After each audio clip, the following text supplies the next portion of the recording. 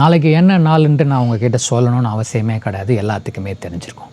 இல்லை எனக்கு நாளைக்கு ஃப்ரெண்ட்லி மேட்ச் இருக்குது, நாளைக்கு நான் ஒரு ப்ராக்டிஸ் மேட்ச் போகிறேன், நான் பெங்களூரில் இருக்கேன், எனக்கு ஒரு பெரிய டோர்னமெண்ட் இருக்குது அப்படின்னீங்கன்னா நீங்கள் அங்கேயே இருந்துக்கோங்க. கடைசி வரைக்கும் உங்களால் அங்கே மட்டும்தான் இருக்க முடியும், அதுக்கு மேலே உங்களால் போக முடியாது.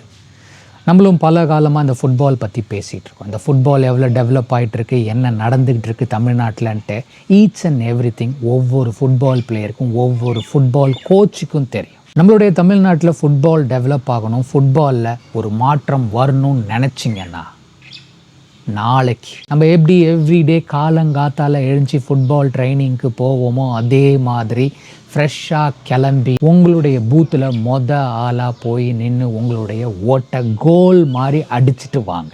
நீங்கள் அடிக்கிற ஒவ்வொரு கோலும் தமிழ்நாட்டில் ஃபுட்பாலை டெவலப் பண்ணணும், தமிழ்நாடுடைய ஃபுட்பாலில் மாற்றத்தை கொண்டு வரணும். நீங்கள் எந்த டீமுக்கு வேணாலும் அடிக்கலாம், I don't care about that. But நீங்கள் அடிக்கிற ஒவ்வொரு கோலும் தமிழ்நாடுடைய ஃபுட்பாலை டெவலப் பண்ணுறதுக்கும் தமிழ்நாடுடைய ஃபுட்பாலில் ஒரு மாற்றத்தை கொண்டு வர டீமுக்கு அடிங்க. எந்த டீமுக்கு அடிக்கணுன்றது உங்களுடைய விருப்பம்.